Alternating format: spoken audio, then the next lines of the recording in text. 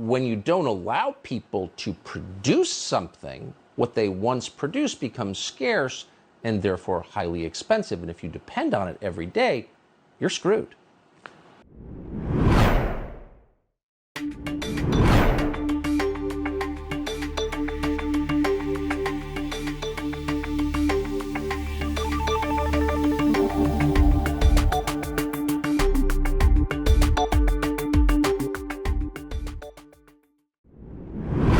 What's really happening, according to our energy secretary, is this.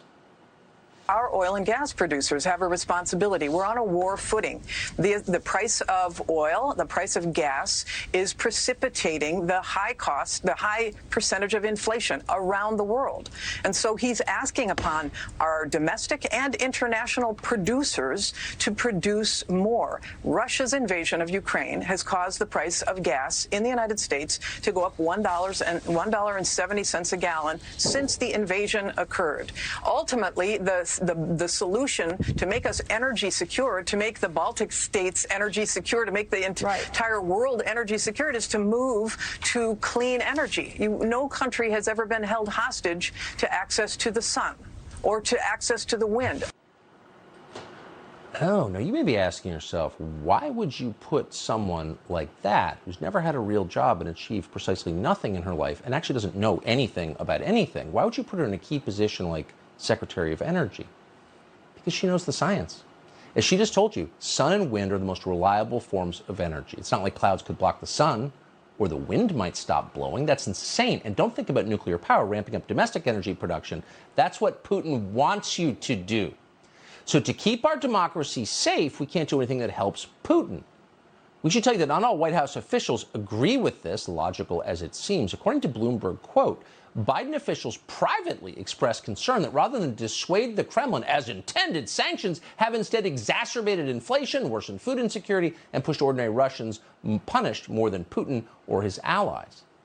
Now, you might be tempted to agree with those Biden officials if you look at this chart showing that the value of the ruble, as we told you, as measured against the dollar, is skyrocketing. So we've helped Putin with the sanctions. Biden promised we would, quote, reduce the ruble to rubble, cutting Russia off from the rest of the world. Maybe that's why food is so expensive. Sorry. We were repeating Russian disinformation again. Jen Psaki set us straight on that months ago. Turns out food's expensive because the meat conglomerates are greedy. They're greedy. They're so greedy they don't want to sell their products. Watch this.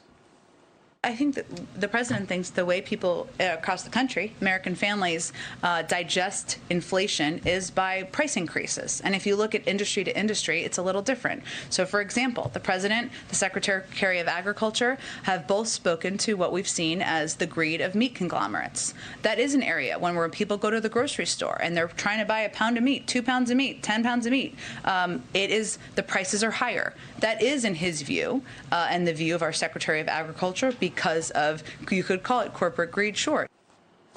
Yeah, so let's get someone who couldn't find a spark plug on a lawnmower to explain economics to us. Oh, it's greed. Again, not a defense of corporate America, which is indeed greedy and dark, that's for sure. But the idea that prices are going up simply because of greed may leave a few links out of the chain. But Elizabeth Warren buys it completely. Watch this. We live in America where there's a lot more concentration in certain industries. Look at the oil industry, look at meat industry, look at groceries generally. That what's happened is these companies have said, you know, we'll pass along costs, but while we're at it and everyone's talking about rising costs, let's just add an extra big dollop of cost increases to expand our profits. If we're going to get lectured all the time, can't we at least get a lecture from someone with an IQ over 100 with some kind of track record of doing something useful over the course of her entire 70 years on the planet, just for once? Can't we get an impressive person to shout at us? No, we can't.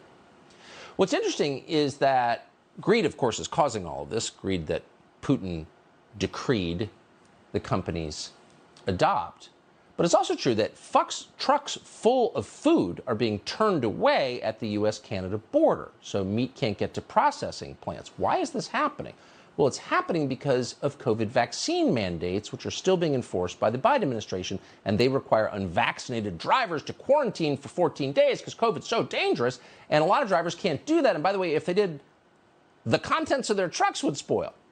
So you might think that might have something to do with the supply chain issues that are making it impossible for you to fill your grocery cart. We're not going to hear that in the media. You know why?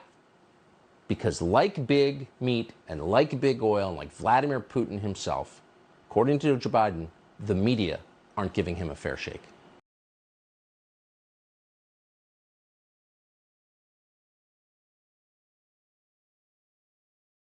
In the modern world, the news of the day is a lot. Doesn't mean we can't have a great time taking it in. And if that sounds like something you might be interested in, make sure to tune into Daily Caller Live with me, JoBob, each and every morning on the Daily Caller Live YouTube channel.